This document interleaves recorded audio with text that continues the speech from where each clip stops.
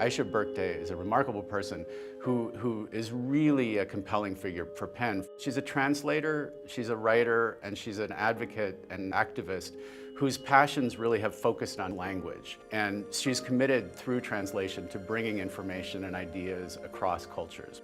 Languages constitute the collective memory of humanity, of the world. An insistence on having a mother tongue live on is an insistence on having a people, humanity, and the world live on. She has always been active in women's rights, and she has been working for human rights, freedom of expression, and peace in Turkey. In 2011, on one fall dawn, the police arrived at her home in Istanbul, and without any arrest warrant or even search warrant, they proceeded to search her home, to seize computers and personal documents, and indeed to arrest her. Ayşe Berktay was charged under Turkey's draconian anti-terror legislation with membership of a banned organization, the KCK, which is a pro-Kurdish organization. She was also charged with planning demonstrations and with destabilizing the Turkish state. And essentially, she's been in prison ever since.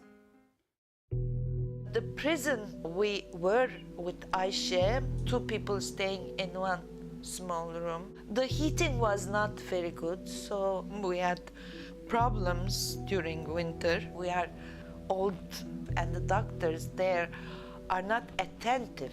She is in prison, has been in prison since October of 2011, pending trial. She has not been released on bail. Turkey has a habit of now holding people for inordinate periods of time in pretrial detention.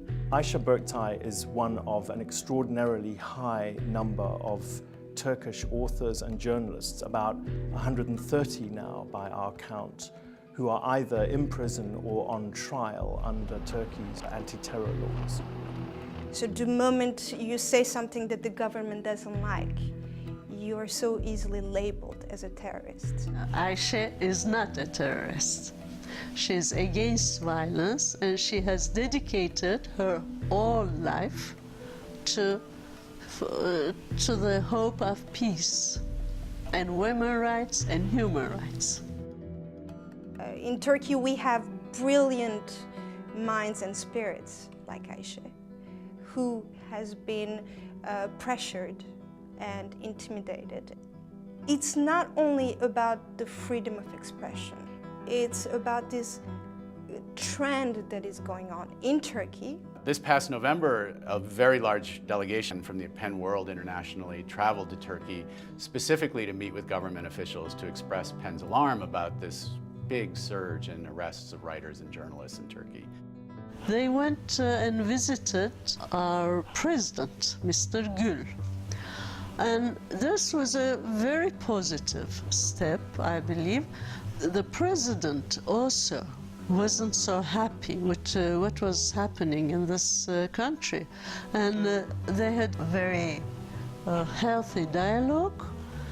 And we hoped that after that, maybe some things were going to change. But it did not, to our disappointment. PEN American Center believes that Ayşe Berktay should be released on bail immediately and that her trial proceed quickly and efficiently, and we're confident that she'll be found not guilty, that there's really no case against her. And she has no business being on trial in the first place. This whole thing is a travesty. I have no doubt, as I say, that Ayşe Berktay, when she is released, will go back to work with her zeal and commitment for conveying literatures and ideas across cultures and making sure that the members of the Kurdish minority and women in Turkey especially get to participate fully in shaping Turkey's course for the future.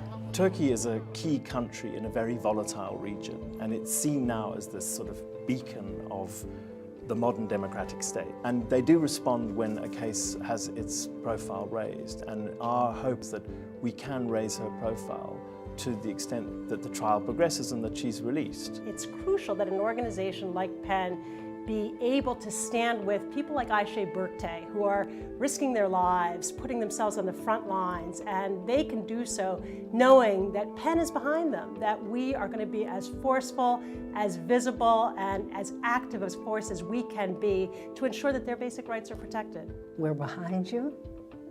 We are not going to let you stay in your condition, and just have hope, because we got to get her out of there. She reminds us of what is truly important, and that's not to let other forces silence you.